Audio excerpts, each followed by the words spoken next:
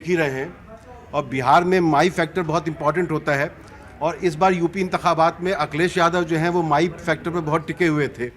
तो आपको ये जो 2022 के यूपी के चुनाव हैं और जो बिहार में हमारा पिछला चुनाव हुआ था असेंबली का, उसमें और इसमें कुछ समानता नज़र आती है? नहीं, समानता उतनी नहीं है जितनी बिहार में मुझे देखने को मिला। क्योंकि यदि माई फैक्टर का कारण से ओवैसी बिहार में वहाँ 5 सीट सीमांचल एरिया में ले पाए थे। जी। जबकि उत्तर प्रदेश में ऐसी कोई करिश्मा वो नहीं कर पाए। ठीक है। और माई समीकरण बिहार में इस बार भी उतना प्रभावी नहीं था। यदि प्रभावी होता तो तेजस्वी यादव सीएम होते। और मेरा ऐसा मानना है कि यूपी में माई समीकरण उतना प्रभावकारी नहीं रहा जैसा कि बिहार में कुछ एरिया में, कुछ सेक्टर में, कुछ जिला में जहां ये समीकरण अपने चरम पे है। लेकिन सभी पूरे बिहार में आप नहीं कह सकते हैं।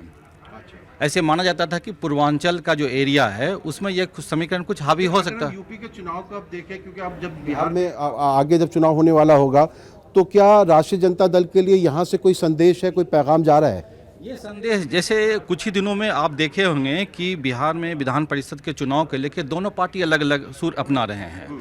आरजेडी अपने कैंडिडेट खड़ा कर दिए हैं, कांग्रेस ने अपना कैंडिडेट खड़ा कर दिए है। लेकिन जो उत्तर प्रदेश में जो कांग्रेस की हालत हुई है, ठीक है, उसके बाद ऐसा लगता है कि ये दोनों फिर से एक साथ भविष्य में आने की ओर प्रेरित होंगे।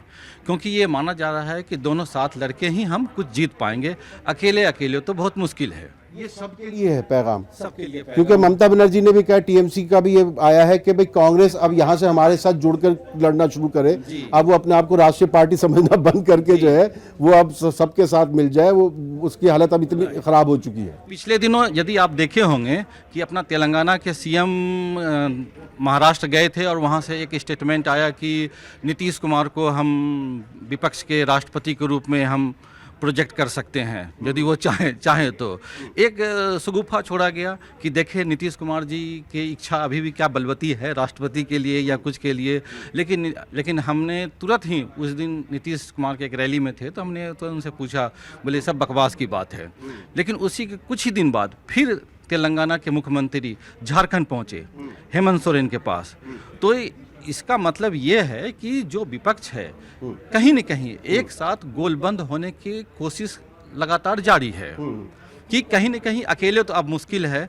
इस विशालकाय हाथी कहिए, उसका जो कह सकते हैं, पार्टी से लड़ पाना मुश्किल है। इसलिए सबको एकजुट करने के लिए यदा कदा कभी ममता बनर्जी प्रयास कर रही है, कभी चंद्रशेखर राव जी प्रयास कर रहे हैं, कभी शरद पवार जी बुलबुले निकालते हैं कि सबको एकजुट होना चाहिए। लेकिन कितने सफल हो पाएंगे ये मुश्किल है।